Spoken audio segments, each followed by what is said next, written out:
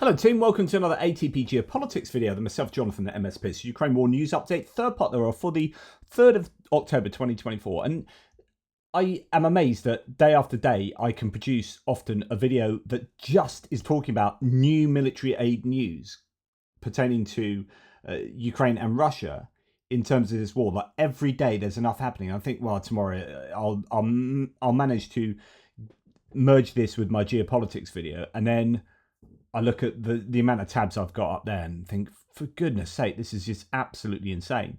But hopefully I'm enabling you guys to keep abreast of what is going on, and that this does provide some service to you. Now, we're going to start with Mark Rutte, the new Secretary General for NATO, visiting Ukraine. His surprise visit to Kiev today, just taken over as that Secretary General from Jens Stoltenberg, showing exactly where Ukraine sit in terms of the hierarchy of needs for NATO at the number one spot. He'd said this previously, and actually he said that NATO and Ukraine are closer now than they've ever been. It's really good rhetoric coming from Mark Rutte. Mark Rutte is a strong supporter of Ukraine. He's the right person to be in charge of NATO, and actually he's a strong leader. He was famous for standing up to Trump at a NATO meeting that caused Trump to give him some begrudging respect.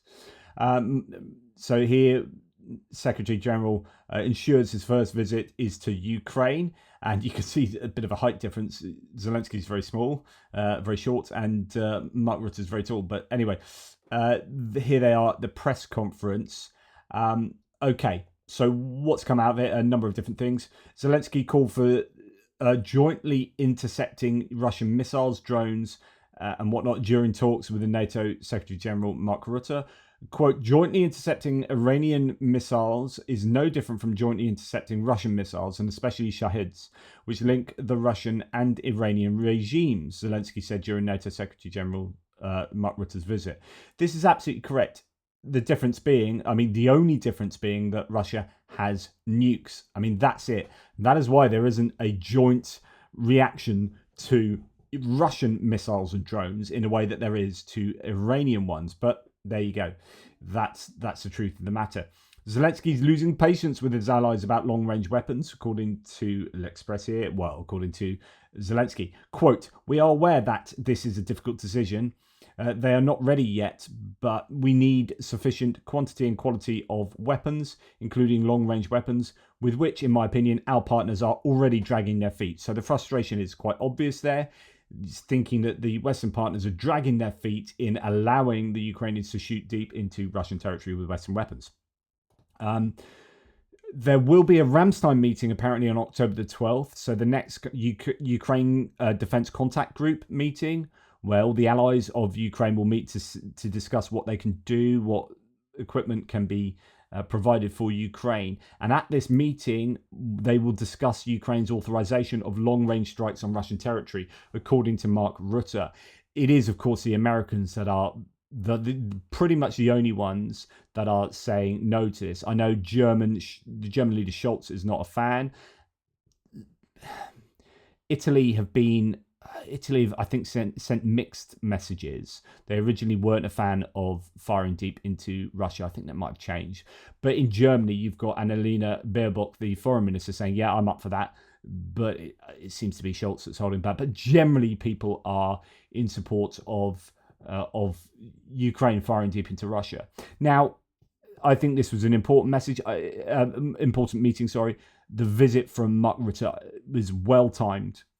And his rhetoric was really good. I was driving to pick up my mum, and on LBC Radio, on LBC News, they had his full speech, Mark Rutte's full speech. And I was like, yes, this needs to be front and center of the news. I'm really glad that I'm listening to this on the radio. So that's excellent. Now, this is potentially huge. South Korea is a country that I've been wondering, where are you?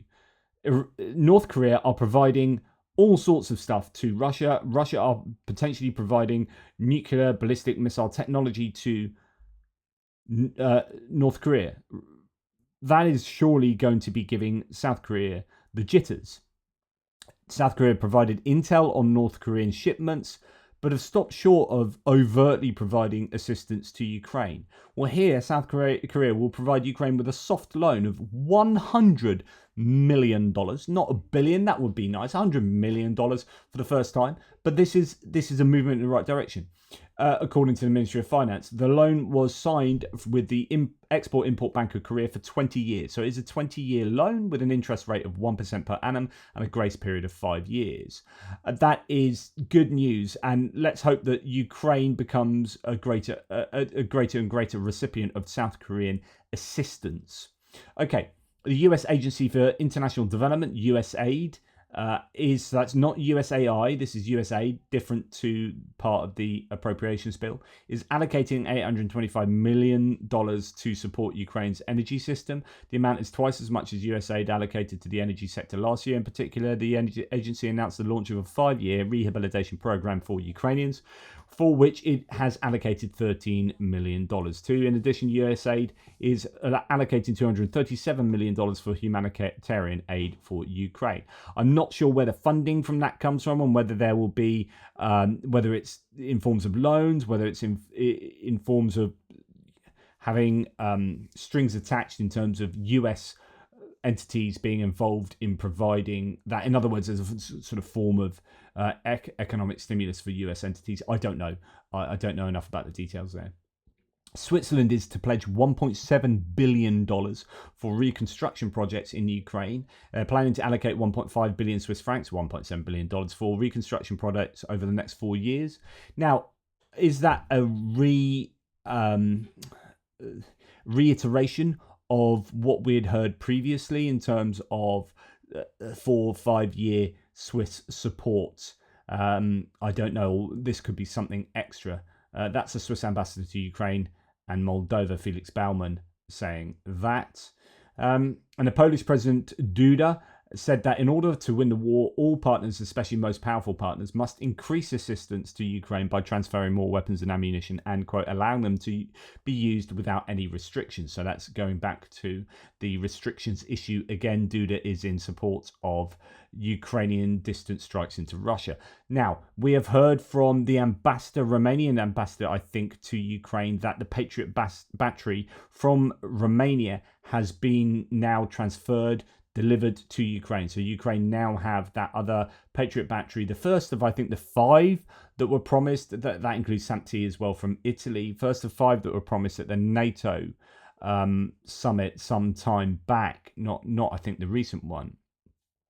Luxembourg has signed a declaration to join the Latvia and UK-led drone coalition for Ukraine, which focuses on developing new drone technologies and boosting supplies. Luxembourg will become the coalition's 17th member state. And of course, like I've explained before, this is not so much about charity to Ukraine. This is about actually a positive sum game. So these member states will get knowledge and R&D back from doing this, either from themselves or maybe from partner nations, in terms of providing drones for their own armed forces, etc., etc. Okay, Belgium will finance and transfer 3 Caesar self-propelled howitzers to Ukraine, according to RTBF, with reference to the country's Ministry of Defence. So there, I think, there's still sort of 78 plus howitzers, Caesars, to go from France to Ukraine. I don't know. Maybe that's out of date. Maybe some of those have been delivered. It's partly about who's financing those as well. I know it's not just France providing those. Yes, they're building them, but actually the financing is spread over a number of different countries. Ukraine produces about twice as many drones as Russia, and probably more potent ones, says Anders Eslund. This is Ukraine's main material advantage over Russia, and I think this is super important. You know, I'd reported that they are well ramping up their production of all sorts.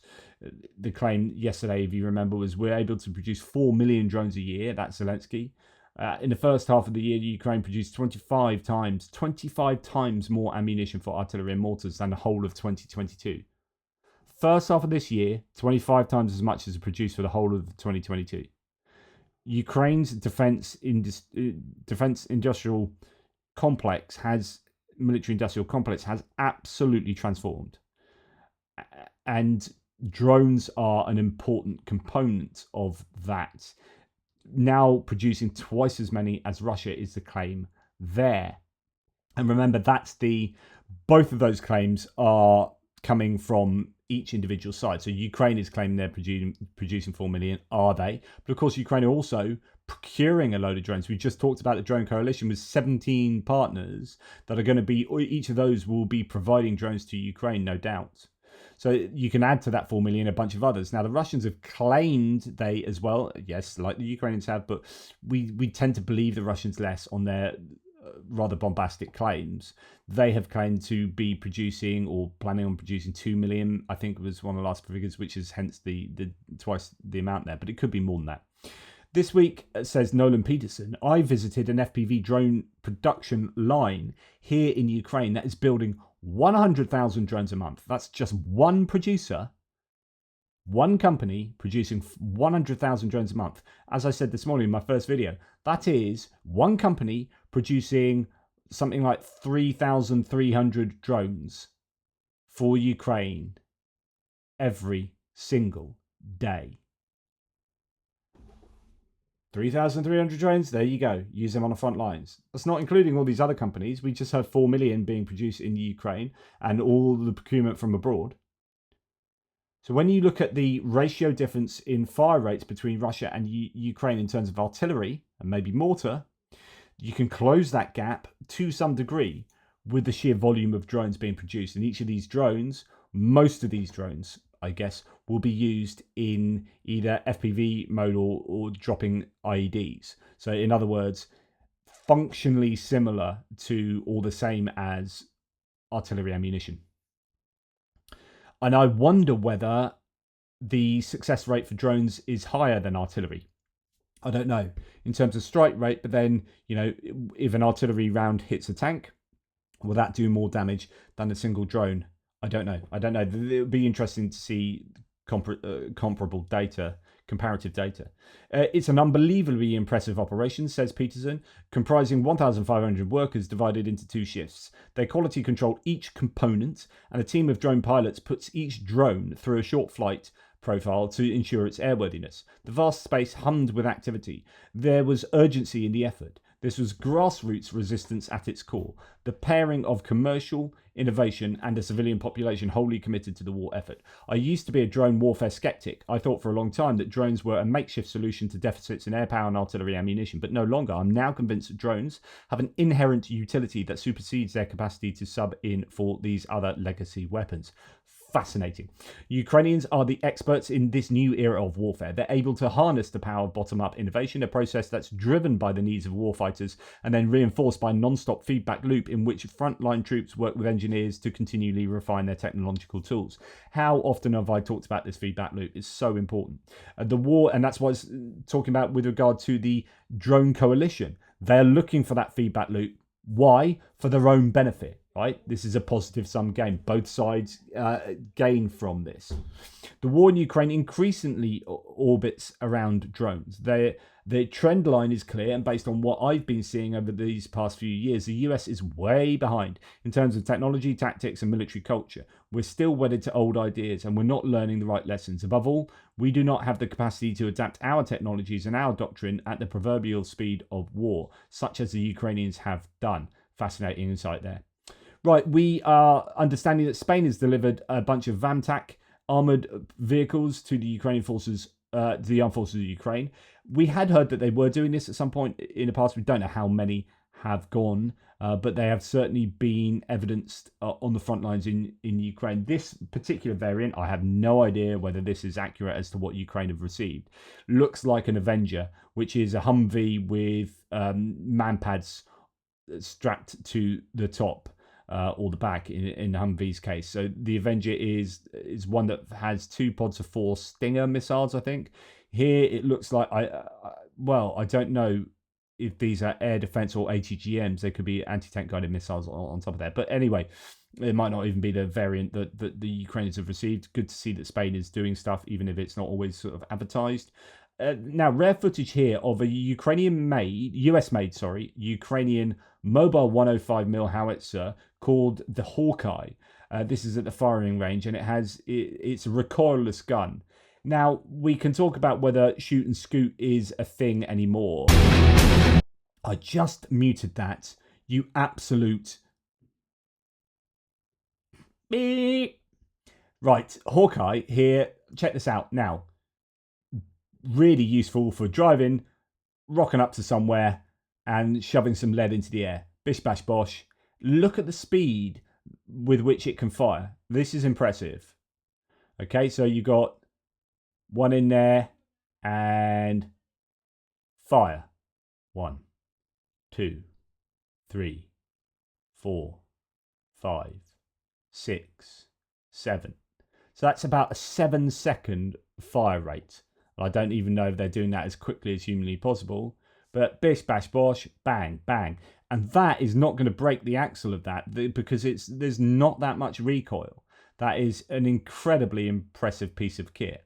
Now, the question is, how much more or less useful is that than any given competitor, like a M777 howitzer? Does it have what's the range like? What is the advantage of shooting and scooting at a time when drones are hanging around, and actually staying put is your safest option, and hiding in some trees and firing? Of course, that's more advantageous to do in the summer when you've got foliage to protect you than in the winter when that foliage goes. So there are all these different variables that one needs to consider.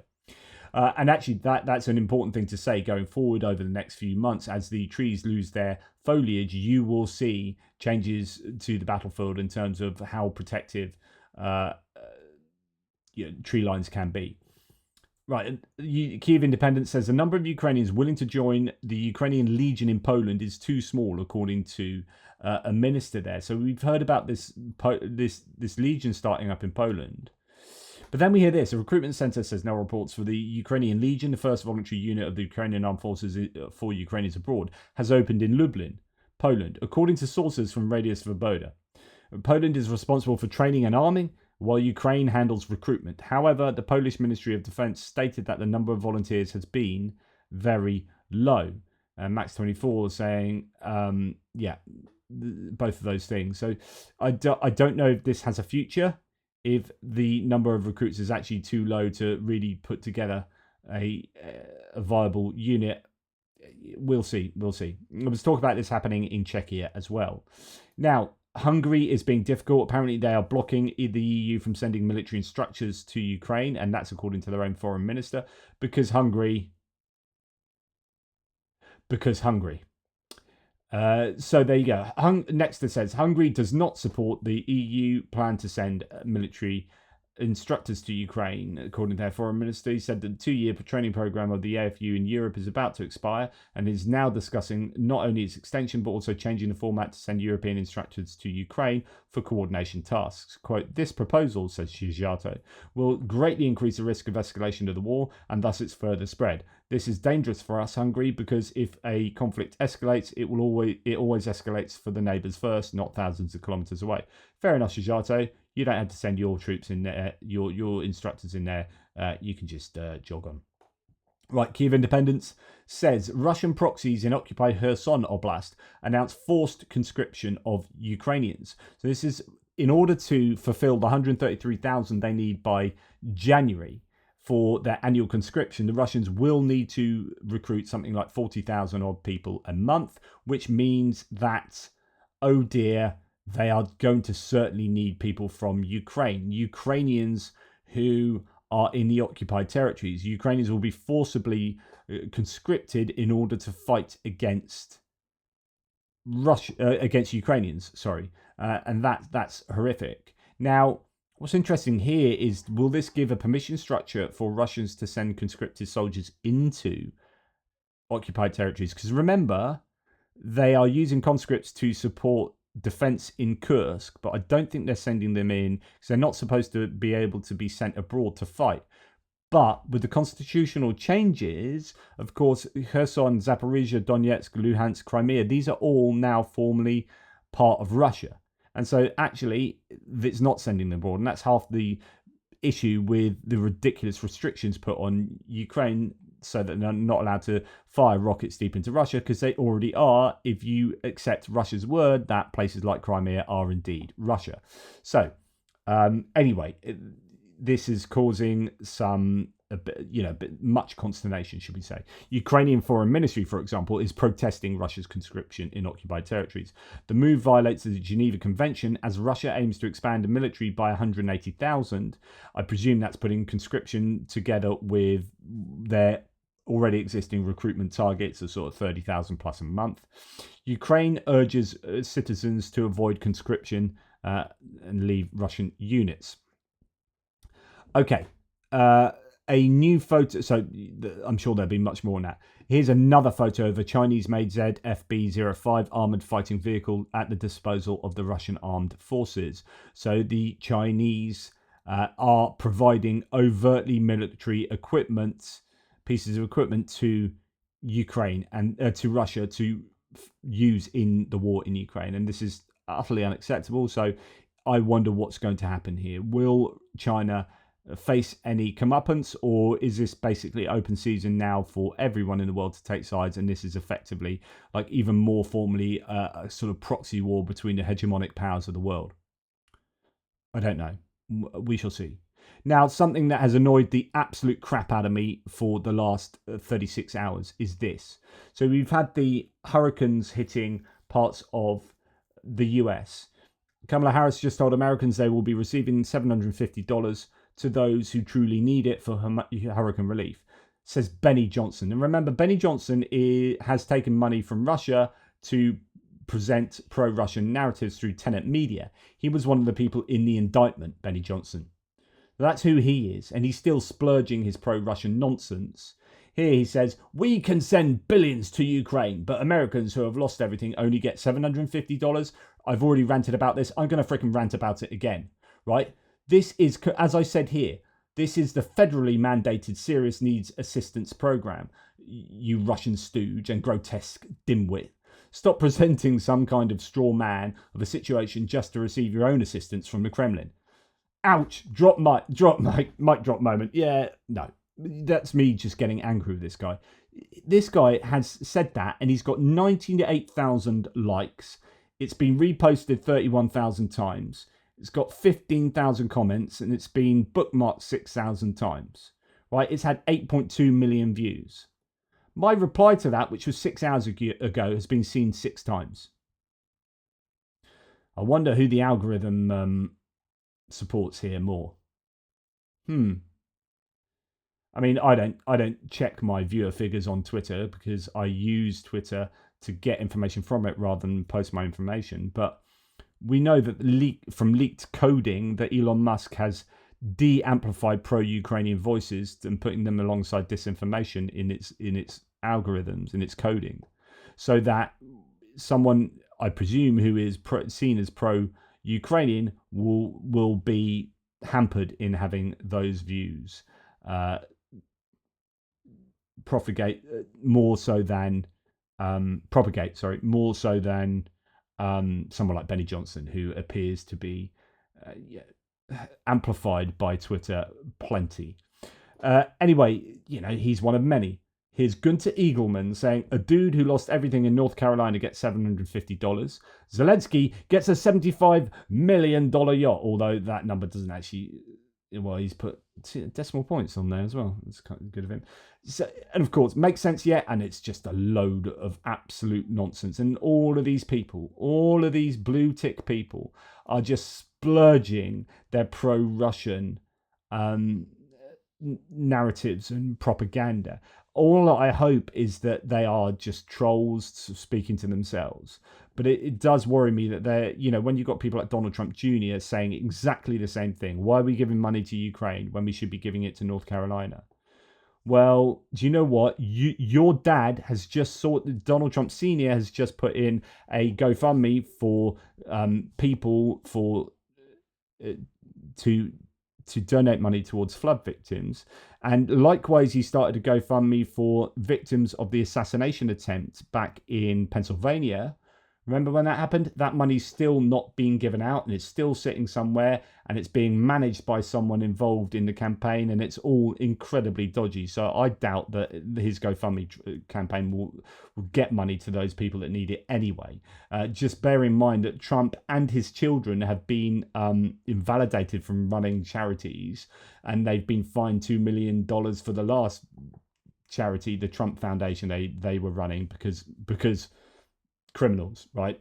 Anyway, that aside, you've got to understand that this is, federally mandated assistance. Your creation of 2 new programs. So this is all changing the serious needs assistance program, which gives $750 per household. It's previously, I think, the Maui Pfizer got $700.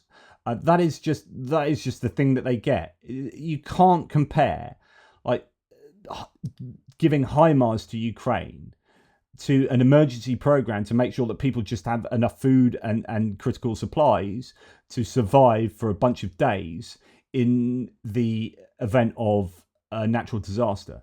You've got displacement assistance, serious needs assistance, loan application requirements. So they're removing barriers like loan applications, changing insurance, habitability, accessibility, resilience, all of these things that FEMA do. And bearing in mind, you've got Trump and his acolytes want to get rid of FEMA. They want to get rid of these kind of, what NOAA, the program as well, all these programs to assist. So I think it's really rich when they say, oh, we shouldn't be giving money to Ukraine. We should be giving way more money, while at the same time trying to strip away the framework in which these people receive that money, and not understanding that you can't compare a $750 sort of handout for immediate emergencies to global geopolitical and national security assistance to another country. It's just really infuriates me. Stop doing it, people. Stop doing it. And these kind of, look at this. I absolutely all caps loathe Kamala Harris and this administration. This is not acceptable. And you got Zelensky there. FEMA will be providing $750 for folks affected by the hurricane. Kamala Harris, and yet victim of the hurricane, are crying with a little dog in her hand, supposedly a victim of the Hurricane Helene, and then Zelensky laughing. And it's just like, this annoys me. And it's just full of this. Illegals get $13,000 loaded Visa cards. Helene victims get $750. You can't hate this administration. But then you're thinking, how many of these people are pro-Russian? But then how many of them are just also dyed in the wool anti-democrats, MAGA Republicans? I don't know, but it's such a frustration when a platform like Twitter, it just is so full of this, absolutely full of it. And I'll tell you what, one of the people that spreads this kind of information the most, Elon Musk himself. He is the most powerful man in the world, looking to be even more powerful by getting into bed with Trump. So if he's given a position in the Trump administration, then, there you go. There you go. Anyway, that is what is going on in the world of military assistance to Ukraine. Please like, subscribe, and share. Thank you very much for your support. Really appreciate all of you wonderful members out there and supporters. Thank you. Take care. Speak soon.